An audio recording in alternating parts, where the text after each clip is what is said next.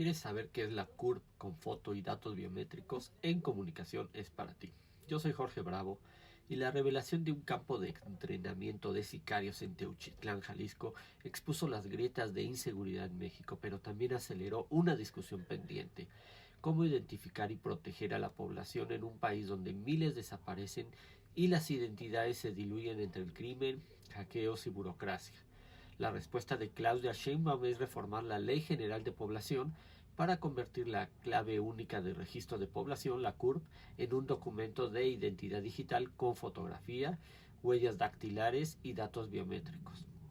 La presidenta presentó al Senado una iniciativa con proyecto de decreto que modifica la Ley General de Población y también reforma, adiciona, deroga diversas disposiciones de la Ley General en materia de desaparición forzada de personas, desaparición cometida por particulares y del Sistema Nacional de Búsqueda de Personas.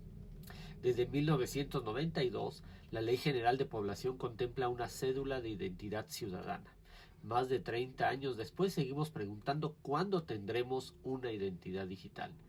La respuesta pareció concretarse en diciembre de 2020, cuando en la Cámara de Diputados se aprobó la Ley General de Identidad y Ciudadanía Digital, impulsada por el entonces legislador Javier Hidalgo.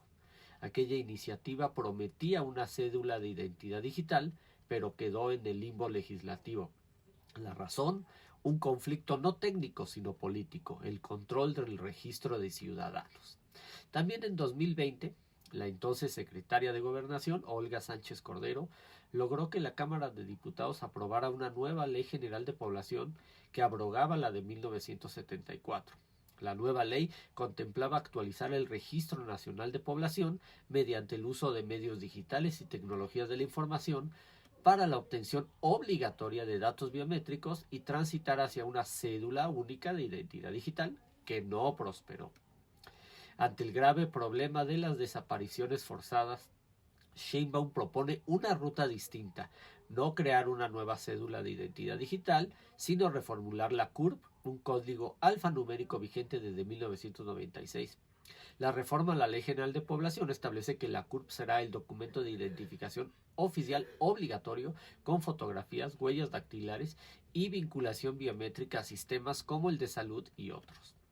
La Secretaría de Gobernación, encabezada por Rosa Isela Rodríguez, integrará los datos biométricos que ya poseen instituciones federales, estatales y municipales previo consentimiento de los ciudadanos.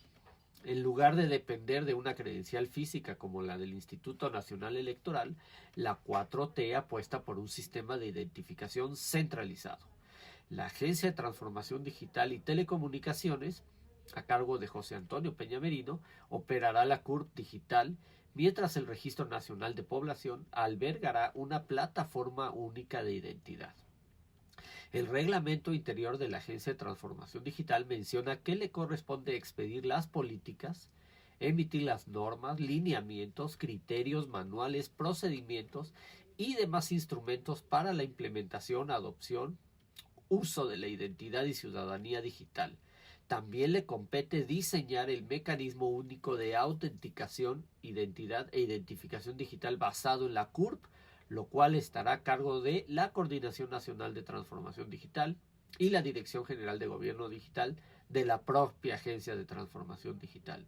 Se lee eficiente, pero la prisa por implementar la CURP biométrica no soslaya preguntas clave. ¿Quién protege los datos? ¿Cómo evitar que se repitan filtraciones de datos como del PANAUT hace algunos años? El mayor riesgo de la CURP biométrica no está en los adultos, sino en los 38.9 millones de niñas, niños y adolescentes, cuyas huellas y rastros quedarán registrados en una base de datos centralizado. México carece de una cultura sólida de protección de datos, incluidos los infantiles. Vincular la CURP al Sistema Nacional de Salud y otros registros ayudará a identificar personas desaparecidas. La reforma de Sheinbaum menciona el previo consentimiento para transferir datos biométricos de otros registros de los 3 órdenes de gobierno, pero no aclara cómo se obtendrán en menores. La idea de una identidad oficial única y una CURP con foto es resultado de una añeja disputa entre el gobierno federal y el Instituto Nacional Electoral. Desde 2018, López Obrador criticó el costo innecesario del padrón electoral y la negativa del INE de compartir datos con el Registro Nacional de Población de la CEGOP. La CURP biométrica de Sheinbaum busca convertirla en la identificación universal definitiva, por lo que el Ejecutivo debilitará la relevancia de la credencial del INE y centralizará el control poblacional.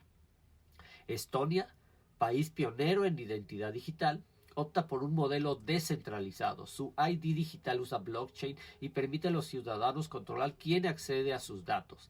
En la India también existe un sistema biométrico centralizado que, pese a facilitar subsidios, ha provocado exclusiones por fallas técnicas.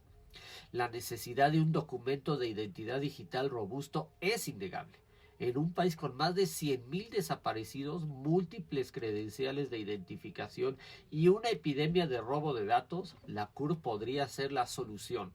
Su éxito depende de una ley de protección de datos biométricos que modernice la Ley Federal de Protección de Datos para incluir sanciones ejemplares por filtraciones y prohibir el uso comercial de huellas o rostros. La CEGOP debe detallar cómo obtendrá el consentimiento de transferir biometrías, especialmente en menores. Almacenar datos biométricos en servidores únicos es un riesgo. Los mecanismos de autenticación de la Agencia de Transformación Digital y el Registro Nacional de Población deben ser auditados por comités independientes con participación de academia y sociedad civil. La CURP biométrica es un parteaguas. Agilizar trámites, frenar la suplantación en programas sociales e integrar a millones al sistema financiero son beneficios.